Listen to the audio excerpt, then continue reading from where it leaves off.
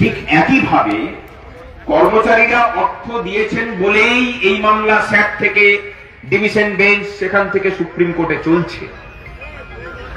আমরা আপনাদের হাতকে শক্ত করার জন্যই আসছি এবং কথা দিচ্ছি ভারতবর্ষের শ্রেষ্ঠ আইনজীবীদেরকে কর্মচারীদের পক্ষে সওয়াল করানোর জন্য দাঁড় করানো হবে। আমরা বলেছিলাম ভয় পেয়েছে। ভয় কারা পায়? যারা অন্যায় অপরাধ করে থাকেন তারাই ভয়টা পান। স্বাভাবিকভাবে রাজ্য সরকার ভয় পেয়েছে। সেই ভয়েরই নমুনা আজ থেকে 2 বছর আগে এখানে প্যান্ডেল করতে না দেওয়া, সেই ভয়ের নমুনা মিছিল আটকানোর পরিকল্পনা করা। ভয়টা কিন্তু সমানতালী সংগ্রামী যৌথ মঞ্চকে এখনো পর্যন্ত পাচ্ছেন, ভবিষ্যতেও পেতে হবে। কারণ ওই যে কথা আপনি বলেন না মাঝে মাঝে, আপনার শব্দ দিয়েই আপনাকে ফিরিয়ে দিই, ইঞ্চিতে ইঞ্চিতে নাকি বুঝে নেবেন। আপনাকে কেউ বুঝাতে পারেনি, কিন্তু কিছু ছাপোষা কর্মচারী আপনাকে কিন্তু ইঞ্চিতে ইঞ্চিতেই গোটা রাজ্য জুড়ে প্রত্যেকটা ডিপার্টমেন্টে বুঝছে। আমার মনে পড়ছে কিছুদিন আগে এখান থেকে PSC department, public service commission, 6 জন কর্মচারীকে বদলি করা হয়েছিল। তারা কেউ আমাদের সংগঠনের মানুষজন ছিলেন না। যে সংগঠনের মানুষজন ছিলেন, যে মঞ্চের ছিলেন, আমি তাদেরকে ফোন করেছিলাম, বললাম যে চলুন একসাথে লড়াইটা করা যাক, কারণ এই বদলিটা বেআইনি। পিএসসি যেহেতু একটা স্ট্যাটুটারি বডি, তাদেরকে বদলি করা যায় না। তাদের কাছ থেকে উত্তর এলো যে না, বদলি যখন করেছে তখন জয়েন তো করতেই হবে, চলুন একদিন একটা টিফিনের সময় একটা সভা করি। আমি বললাম এরকম লোক দেখানো আন্দোলন সংগ্রামী যৌথ মঞ্চ করে না। সংগ্রামী যৌথ মঞ্চ যদি মাঠে নামে তাহলে ওই 6 জন কর্মচারীর বদলিকে আটকানোর জন্য নামবে।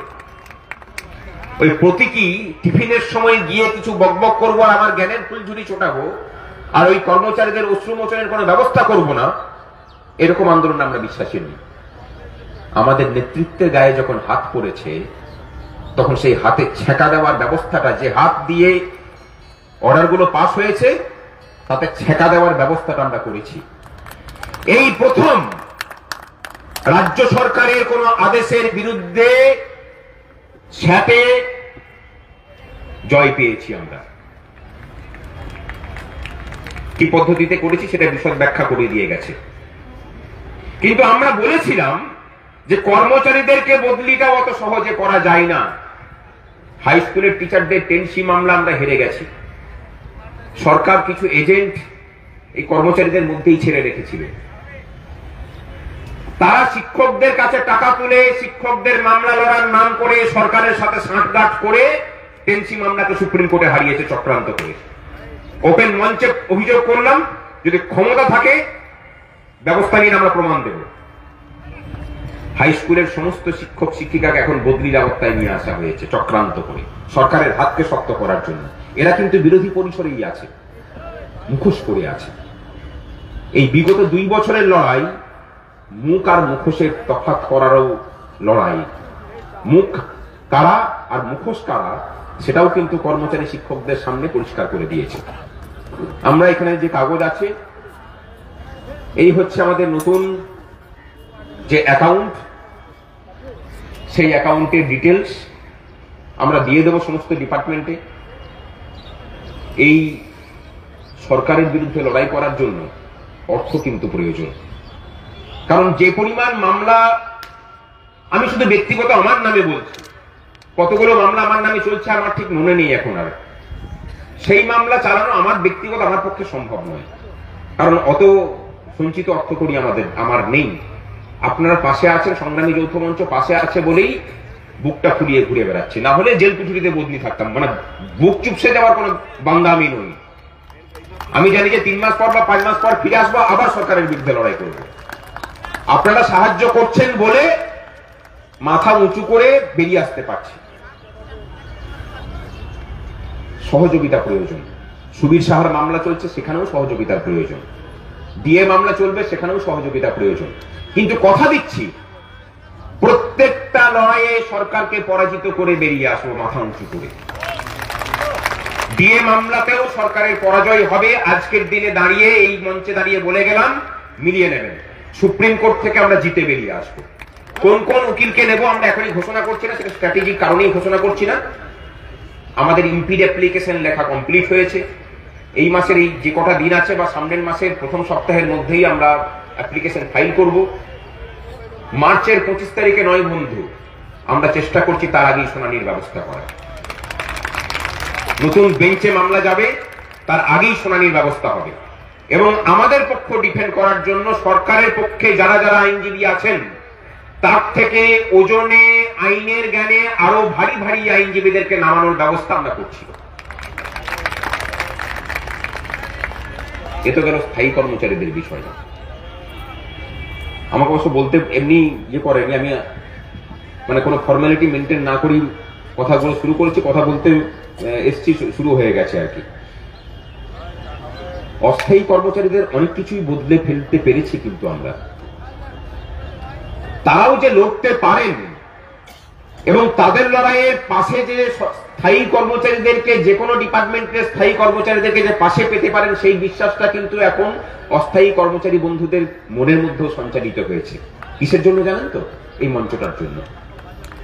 যারা বিরোধী তারা বলেন তাবু, মাচা, বলুন, অসুবিধা নেই, কালের নিয়মই এটা।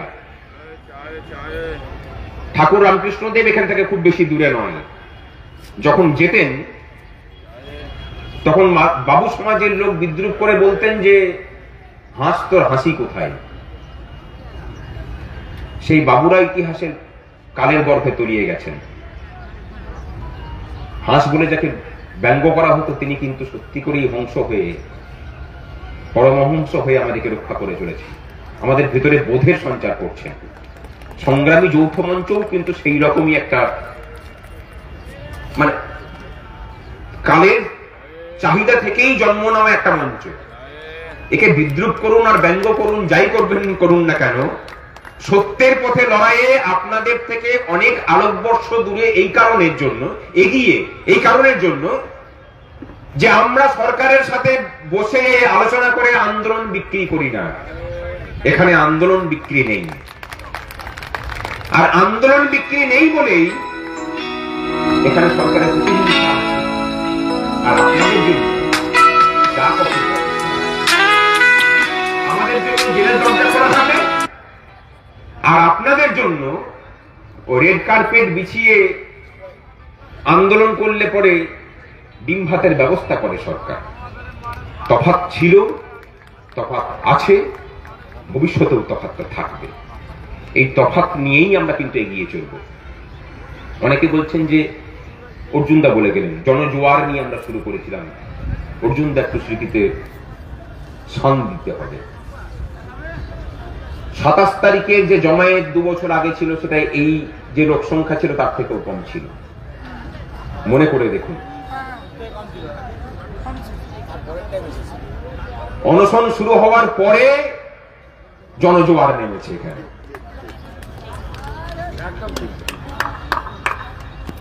সমর্থনটা এখনো আমাদের আছে, এবং তখন যা সমর্থন ছিল তার থেকে অনেক গুণ বেশি করে আছে। সেই সময়টা 2 বছর আগে দাঁড়িয়ে আমরা যতটা পরিমাণ সমর্থন শিক্ষক, কর্মচারী, পুলিশ বন্ধু, ডাক্তার, নার্সদের কাছ থেকে পেয়েছি, এখন আরো বেশি করে ভরসার প্রতীক হয়ে উঠতে পেরেছি আজকের দিনে দাঁড়িয়ে সংগ্রামী যৌথ মঞ্চ। সমর্থনটা যে সবসময় আপনি মানে মাঠে ময়দানে দেখতে পাবেন সেটা নাও হতে পারে, তার অনেক কারণ থাকে। মিলিয়ে নিন, এই যে ডিএ মামলার জন্য আমরা যে পরিকল্পনা করেছি, যে আমরা 7000টা অফিসকে টার্গেট করব। প্রাথমিক স্কুল, হাই স্কুল, কলেজ, বিশ্ববিদ্যালয়, সমস্ত ধরনের, সমস্ত স্তরের হসপিটাল, থানা, সমস্ত সরকারি অফিস, এত এত আছে। মাত্র 7000 টাকা আমরা টার্গেট করব, এবং সেখানে চুক্তি থাকবে এটাই যে প্রত্যেকটা শুনানি পিছু আপনারা সবাই, গোটা অফিস মিলে 1000 টাকা করে তুলে দেবেন, অনলাইনে পাঠাবেন, 1 টাকাও কাউকে ক্যাশে দেবেন না, অনলাইনে পয়সা দেবেন, আমরাও সমস্ত পয়সা অনলাইনে পেমেন্ট করব, তার হিসেব ফেসবুকে পেমেন্ট করব আমরা।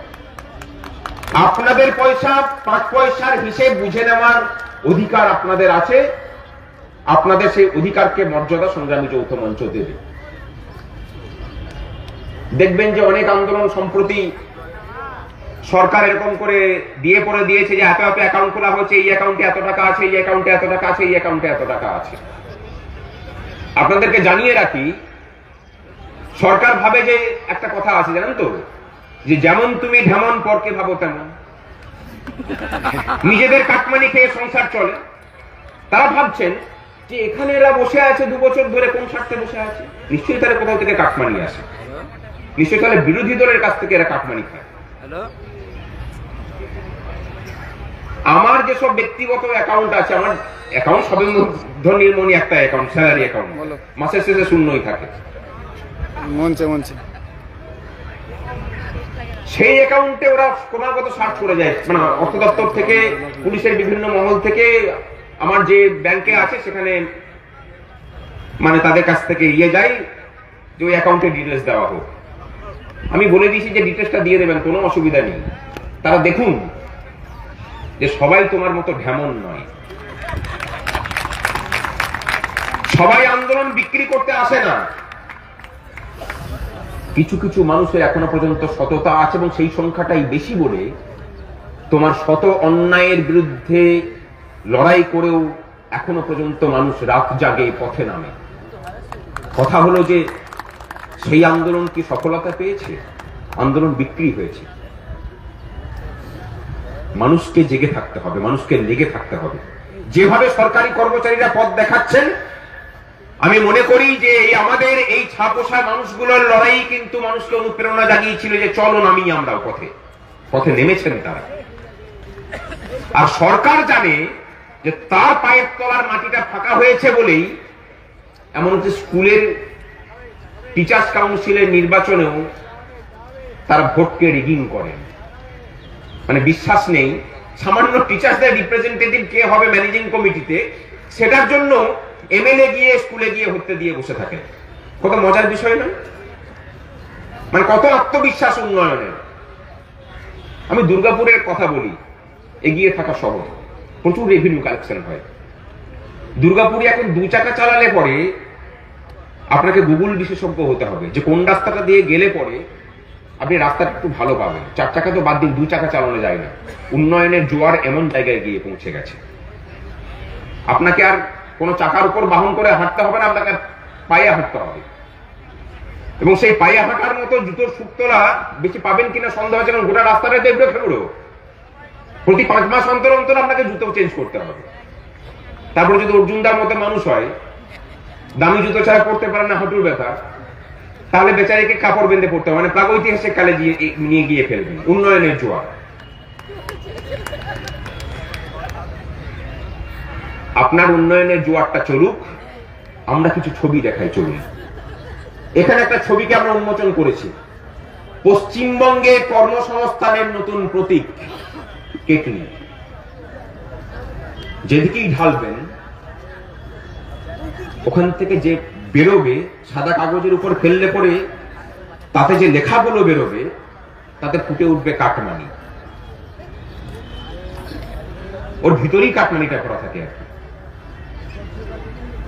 আমরা এতদিন জানি যে বেকার ছেলেদের স্বপ্ন নাকি কারখানার চিমনি থেকে বেরোয়, জানতাম তাই, জেনে এসছি তাই।